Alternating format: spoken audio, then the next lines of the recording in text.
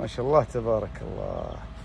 هذه صار عندنا رواكيب كواريب ما نضمن انها تطلع صراحه.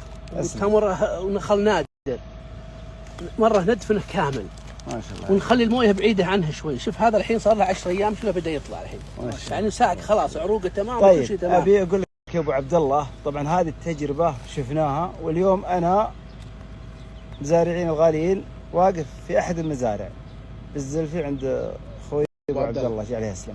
الله يسلمك. مساله القص مره اشيلها كامل ما يبي شيلها كامل، يمكن تقرب على الشحمه صح؟ مره صحيح. يقول لا تقص القلب. مره القلب خش قبل كم يوم عندي مقطع ضارب واحد يقول قص رموشي انطلعت، قلت هذه من تجارب.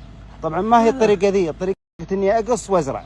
لا والمتابعين عارفين الكلام هذا قدامك. شوف هذه بعد ولكن انت الان ما شاء الله يعني اقصر مني. كم لها يا ابو عبد الله؟ هذه والله يمكن لها 10 ايام ما شاء الله. وطريقه الدفن هذه بصراحه ما شاء الله تبارك الله. وبعدها من اهم شيء، بعدها من اهم شيء. اي طبعا هذه نفس الطريقه كانت يا ابو عبد الله صح؟ هذه كلها نفس الكواريب. ما شاء الله تبارك الله. هذه اسمها نبته الذهب. يسمعون ابو عبد الله يقول كواريب ما شاء الله تبارك الله. وهذه فسيله ثانيه عند ابو عبد الله في مزرعه عاليات شيل هذا عادي التمور. ما شاء الله اني بشيله عشان اوري المتابعين، بس شكلنا بنطب وسط ثقيله ما شاء الله ماسكه. خلي المعلم يشيلها ما شاء الله ما شاء الله. عشان بالراحه لا تنسى خلي يشيل على استواء. ايوه هذا هو بين اصلا.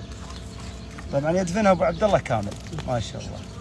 طبعا رجع له ما شاء الله والله فزتها وقوتها ما شاء الله. تصدق انه يظللها ويبردها. نعم صحيح ما شاء الله. الدفن هذا يظلل ويبرد في نفس الوقت. طريقه مجربه وشفناها اليوم، انا اوثقها عند ابو عبد الله ما شاء الله تبارك الله يبارك له. وان شاء الله عندي اطبقها ما يحتاج، انا مقتنع فيها ترى يا ابو انس، مقتنع فيها انا 100%.